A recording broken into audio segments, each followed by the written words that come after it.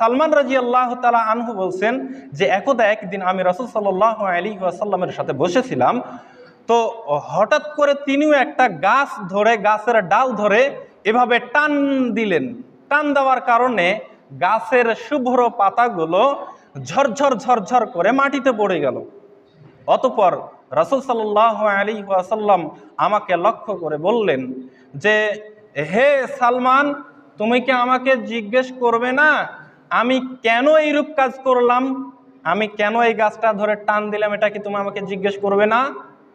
তখন সালমান রাদিয়াল্লাহু তাআলা আনহু জিজ্ঞেস করলেন, হে আল্লাহর রাসূল, বলেন আপনি কেন এইরূপ কাজ করলেন?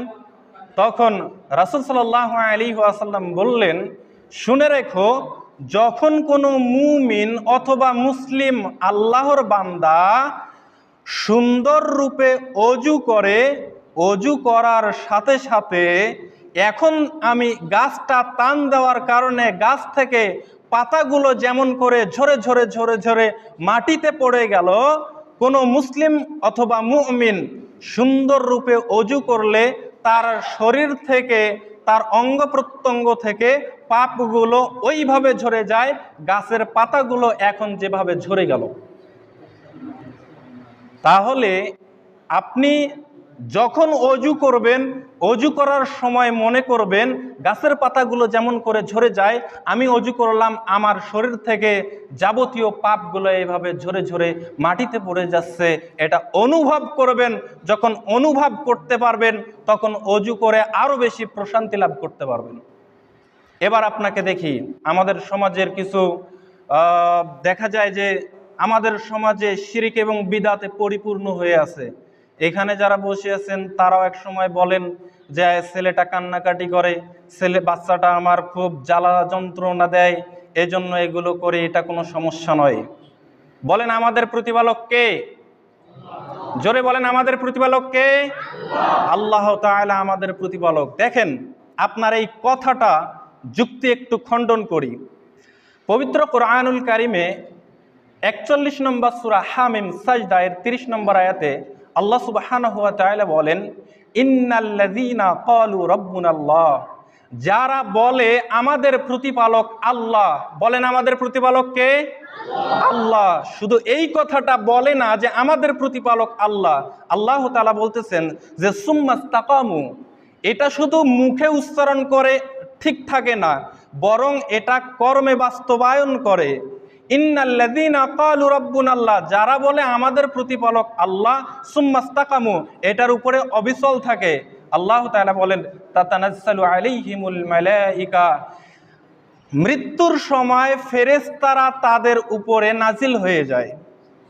অতঃপর তাকে সান্ত্বনা দেয়, বলে যে আল্লাহ তাখাফু, তোমাদের কোনো ভয় নেই, ওয়ালা তাহজানু, তোমাদের কোনো দুশ্চিন্তা নেই, ওয়া আবশিরু বিল জান্নাহ, তোমরা জান্নাতের সুসংবাদ গ্রহণ করো, আল্লাতী কুনতুম তুআদুন, যার ব্যাপারে আল্লাহ তাআলা তোমাদেরকে ওয়াদা করেছিলেন।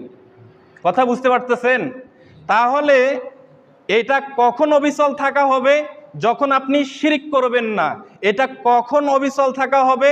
যখন গলার মধ্যে তাবিজ রয়েছে, খুলে ফেলবেন, তখন অবিচল থাকা হবে।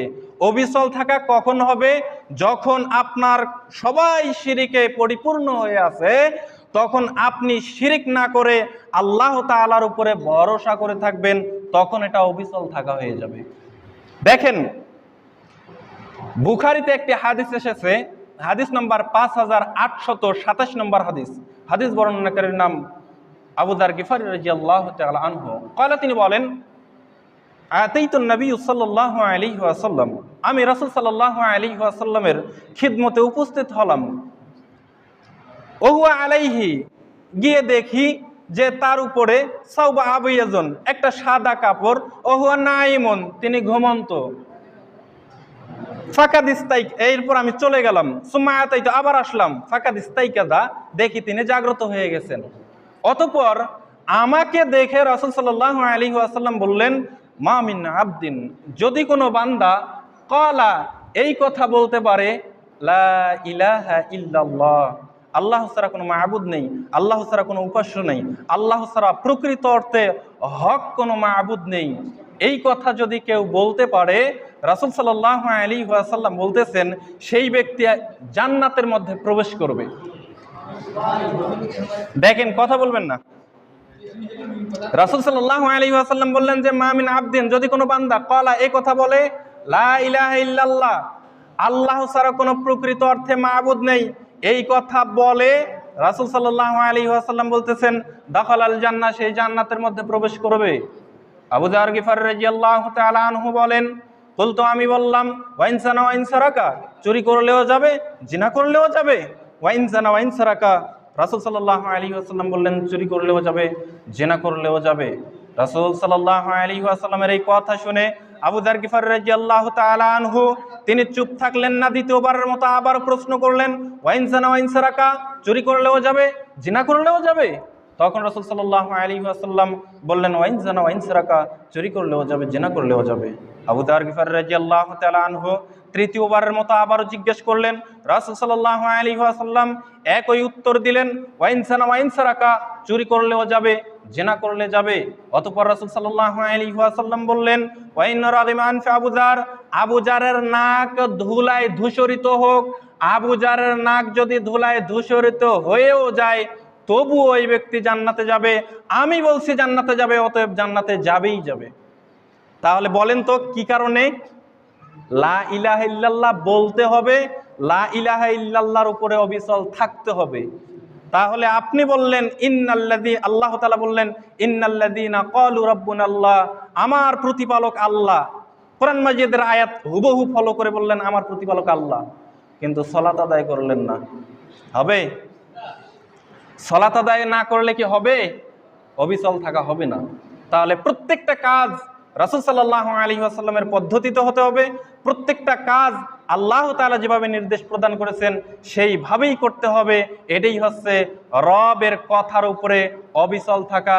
যখন কোনো মুমিন, যখন কোনো মুসলিম এটার উপরে এভাবে প্রতিষ্ঠিত থাকতে পারবে, তখন মৃত্যুর সময় আল্লাহ তাআলা ফেরেশতা তার উপরে নাজিল করে দিবেন, আর ফেরেশতা এসে তাকে বলবে যে আল্লাহ তাখাফু, তোমার কোনো ভয় নেই, ওয়ালা তাহজানু, তোমার কোনো চিন্তা নেই, শুনে রাখো, ওয়া আবশিরু বিল জান্নাহ, তোমাকে আল্লাহ তাআলা জান্নাতের সুসংবাদ প্রদান করেছেন।